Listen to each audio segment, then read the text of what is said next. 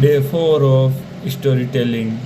तो आज मैं एक कहानी बोलूँगा या सच घटना पर आधारित सच्ची घटना ही है कि हमारे राजस्थान के लोक देवता पाबू जी के बारे में आपने सभी ने सुना होगा। उनकी उन्हीं के ऊपर है कि जब उनका विवाह हो रहा था, जब उनके विवाह की बात है, वो पहले से सुंदर थे, लेकिन वो विवाह के लिए अमरकोट जाने वाले थे। तो उनके उनके दोस्तों ने उनसे बोला कि अगर आप सुंदर हो और अगर आप हमारे गांव की देवल चांदनी की केसर काल में घोड़ी को साथ लेकर जाते हो तो आप बहुत ही बढ़िया लगोगे।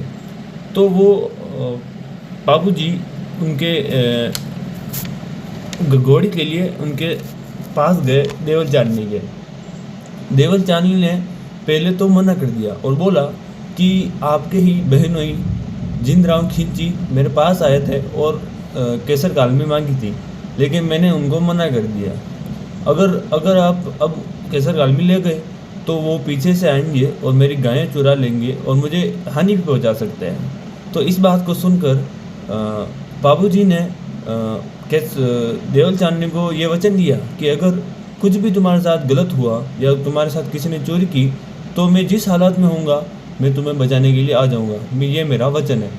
इस बात को सुनकर और बोल दिए कि आप तो यहाँ पर फेरे ले रहे हो और उधर मेरी जिंदराव खींची गायों को चुरा कर ले गया। तो ये बात सुनकर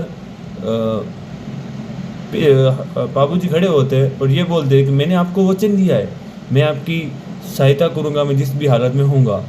तो वो जो हथफेरा होता है, जो भी वो शादी करते हैं उस समय जो बांधा जाता है पति पत्नी का, उसको खोलने लगते हैं। तभी अमरकोट के राजा सूरजमल सोढ़ा बोलते हैं कि आप पहले शादी कर लीजिए और रही गायें चुराने की बात, जितनी भी गाय इस देवल चांदनी की चुराई है उनकी डबल मैं इसको दे दूंगा।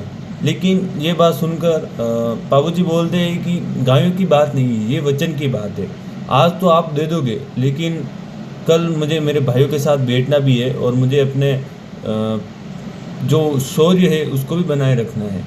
तो बाबूजी वो फेरे छोड़ते हैं और लगभग 3.5 फेरे लेकर वो वहाँ से चले जाते हैं।